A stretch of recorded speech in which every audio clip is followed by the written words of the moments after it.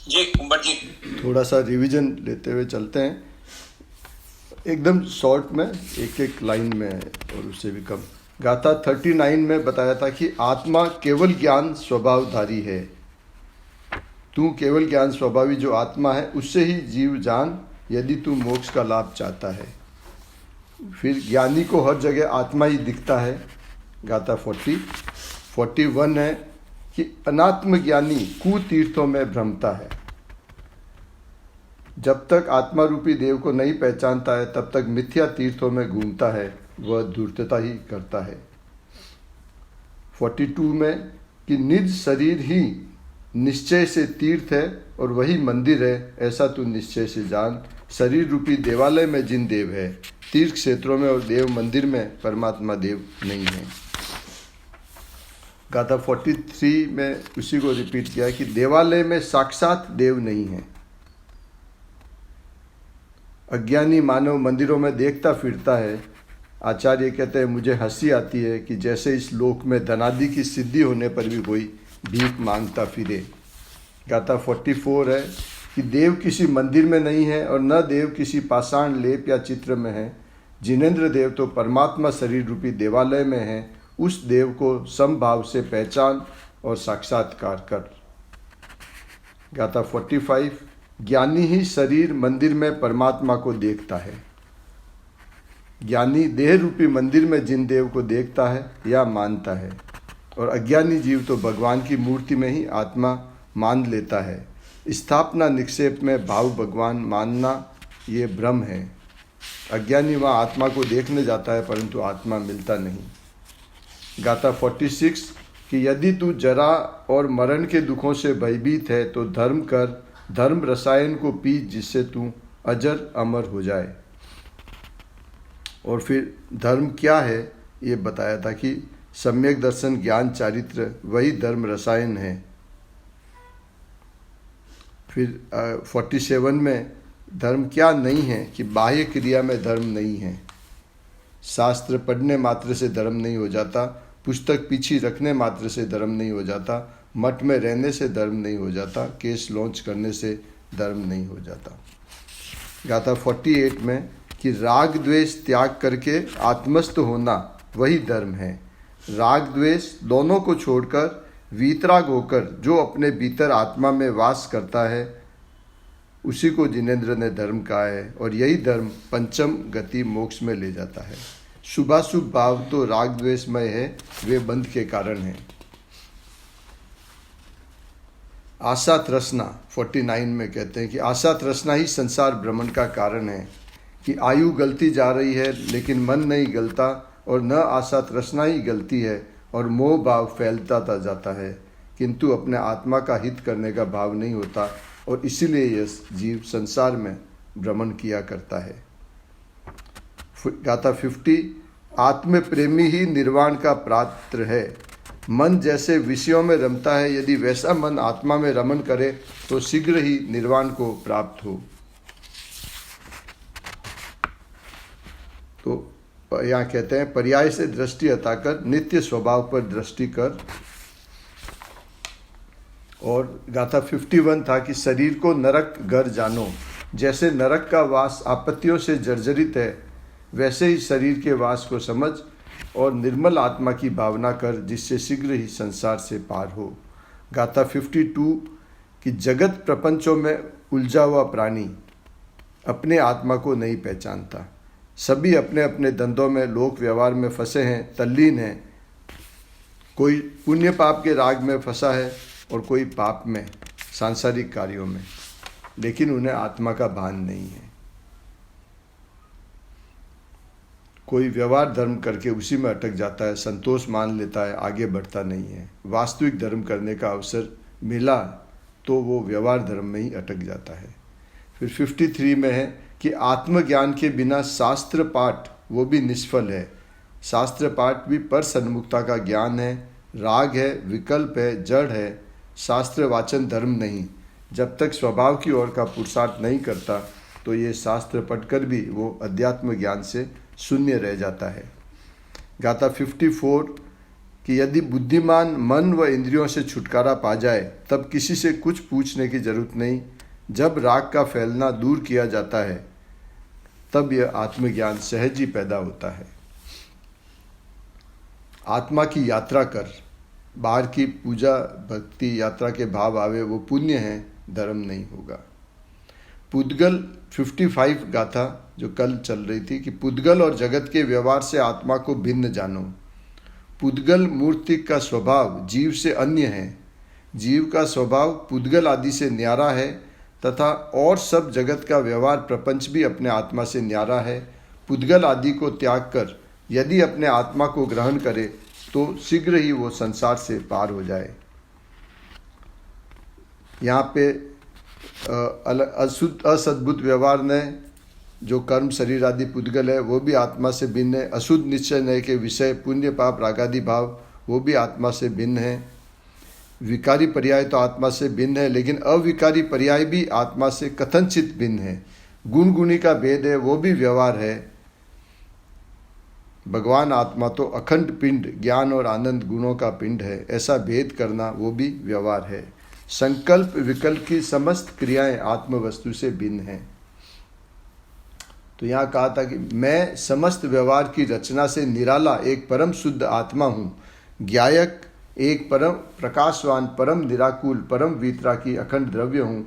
इस प्रकार मनन करके ज्ञानी जो है वो उसी के आत्मा रूपी रत्न का ग्रहण करके उसके स्वामी पने में संतुष्ट हो जाता है।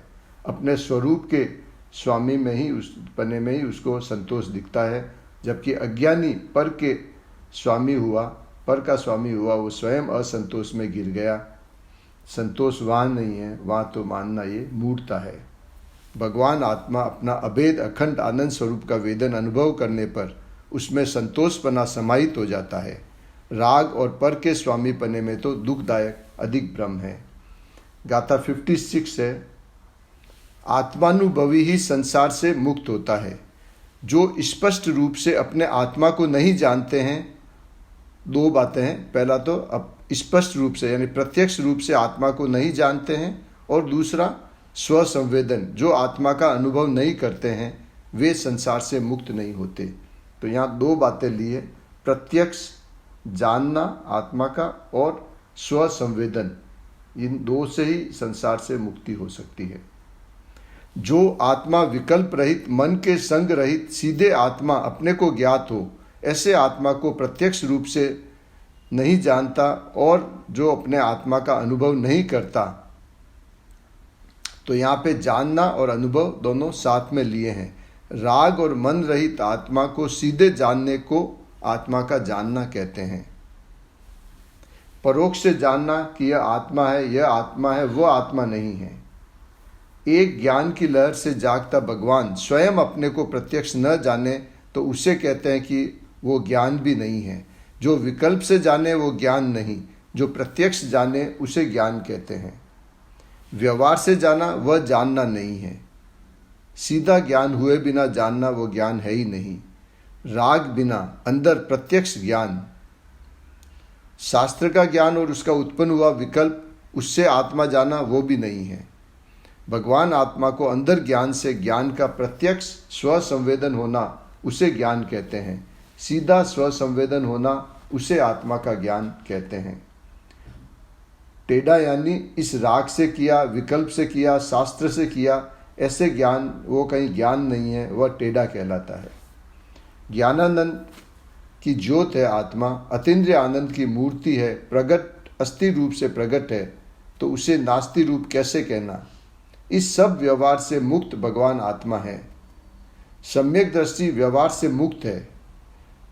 जैसे परद्रव्य हो ऐसे हो भले, दया दान व्रत भक्ति पूजा का भाव शुभ भाव होता है, परंतु सम्यक आत्मा ज्ञायक मूर्ति का जिसने सीधा ज्ञान करके जाना वह धर्मी तो व्यवहार से मुक्त है। व्यवहार से लाभ तो नहीं, परंतु वह व्यवहार से मुक्त है। व्यवहार है वो तो भेद है, विकल्प है, राग है। भगवान आत्मा अभेद चैतन्य के अनुभव में, उसकी अभेद दृष्टि में धर्मी व्यवहार से मुक्त है, सर्व व्यवहार से भिन्न है। आत्मा को जाना तब कहते हैं कि जिसका स्वरूप अपने को प्रत्यक्ष हो, जिसने पर की सहायता मन, वाणी, राग या पर का श्रवण करना उससे ज्ञात होना माना है, या गुरु की वाणी में बोध रहा है आत्मा का नहीं। बोध तो बोध में रहा है, यानी प्रत्यक्ष जानने में रहा है। गुरु के बोध में ज्ञान नहीं। शास्त्र में आत्मा नहीं परंतु तन में है। जैसे मृग मरीचिका में जल नहीं पर सरोवर में है, उसी प्रकार गुरु वचन में बोध नहीं परंतु हृदय सरोवर में है। ये गाथा 52 में आ गया था। जिसने आत्मा को प्रत्यक्ष नहीं जाना वह संसार से नहीं छूटेगा। इस प्रकार ज्ञान से ज्ञान को जानकर वेदन करें। राग नहीं, मन नहीं, शरीर नहीं, वाणी नहीं, गुरु नहीं, कोई भी नहीं। उसने शास्त्र के धारे हुए धारणा किए हुए भावना के बोल वे भी नहीं। स्पष्ट स्वयं स्वयं से नहीं जाने, स्वयं अपने से प्रत्यक्ष नहीं जाने तो वह संसार से, मिथ्यात्व आदि से छूटेगा नहीं। प्रभु आत्मा निर्विकल्प स्वरूप से निर्विकल्प वेदन से अपने को न जाने तो कहते हैं कि इस विकल्प से जाना और मन से जाना, शास्त्र से जाना, तो वह जीव संसार से मुक्त नहीं होगा, वह मिथ्यात्व आदि से नहीं छूटेगा। और जब तक मिथ्यात्व है तब तक संसार है। तो यहाँ दो बातें, पहला जो स्पष्ट रूप से अपने आत्मा को नहीं जानता और दूसरा जो अपने आत्मा का अनुभव नहीं करता। यहाँ पे स्थिरता की विशेष बात ली है। तो प्रत्यक्ष जानकर फिर बारंबार आत्मा में अनुभव करना, यानी प्रत्यक्ष जानकर फिर स्थिर होना, अतीन्द्रिय आनंद का स्पर्श होना, पहले प्रत्यक्ष ज्ञान और फिर अतीन्द्रिय आनंद का विशेष वेदन, वह जिसे नहीं तो वीतराग कहते हैं कि वह संसार से छूटता नहीं है और इसके अलावा कोई दूसरा उपाय नहीं है। परोक्ष ज्ञान, पर ज्ञान, बाहर का व्यवहार, इससे कोई संवर निर्जरा नहीं है। स्वसंवेदन ज्ञान के बिना संवर निर्जरा नहीं और इनके बिना शास्त्र के पठन से संवर निर्जरा होते हैं। यह तेरी एकांत मान्यता है। अनुभव के बिना निर्जरा की उग्रता नहीं है। भगवान आत्मा ऐसा का ऐसा परमात्मा स्वरूप विराजमान है, उसका अंतर ध्यान एकाग्र होना के करना वह तेरे समीप में है, वो कहीं बाहर से आवे ऐसा नहीं है। अपनी जाति को जानना भी लोगों को महंगा लगता है। ये मुमुक्षु का एक सवाल था, उन्होंने कहा। तो श्री जिनेन्द्र भगवान ने दिव्य ध्वनि में यही उपदेश दिया है कि अपने आत्मा के श्रद्धान, ज्ञान, ध्यान अर्थात निश्चय रत्नत्रय स्वरूप स्व आत्मानुभव ही ऐसा मसाला है कि जिसके प्रयोग से वीतरागता की अग्नि भड़कती है और वह कर्म रूप ईंधन को जला डालती है। आत्मज्ञान के बिना कोई कभी कर्मों से मुक्त नहीं होता। वास्तव में आत्मानुभव ही मोक्ष मार्ग है। सम्यक दृष्टि बाह्य चारित्र को, वेश को, आचरण को मोक्ष मार्ग नहीं जानता। स्वयं अपने को प्रत्यक्ष करने की ताकत शक्ति वाला आत्मा में एक गुण है। परोक्ष रहे ऐसा उसमें गुण नहीं है। 47 शक्ति में 12वीं शक्ति है। उस शक्ति का स्वभाव आत्मा में गुण, उसका गुण प्रत्यक्ष होना है। पुण्य पाप और राग से जानना वह इसका गुण नहीं। सम्यक दृष्टि बाह्य चारित्र को, द्वेष को, आचरण को मोक्ष मार्ग नहीं जानता। वह निश्चय आत्मा के अनुभव को मोक्ष मार्ग जानता है। यहाँ देखिए 5 बातें ली है कि निज आत्मा में रहना ही ज्ञानी का घर है, राग में रहना आत्मा का घर नहीं है। दूसरा, आत्मा की शिला ही ज्ञानी का आसन है, बाहर की शिला नहीं, उसका आसन तो अंदर है। तीसरा, वस्त्र, जिन आत्मिक तत्व ही ज्ञानी का वस्त्र है, अपना ज्ञान ही अपना वस्त्र है। चौथा, खान पान, कि निज आत्मिक रस ही ज्ञानी का खान पान है, आहार पानी नहीं। और पांचवा, सैया, निज आत्मिक सैया ही ज्ञानी की सैया है। बाहर का सोने का था कब, आत्मा सोता कब है। ऐसे भगवान आत्मा को प्रत्यक्ष जानकर जो अनुभव नहीं करता वह संसार से मुक्त नहीं होता। अब अगर उसको उल्टी बात करें तो जो आत्मा को प्रत्यक्ष जानकर वेदन करता है वह मुक्त होता है। इसके अतिरिक्त दूसरी कोई मुक्ति की क्रिया है नहीं। लीजिए।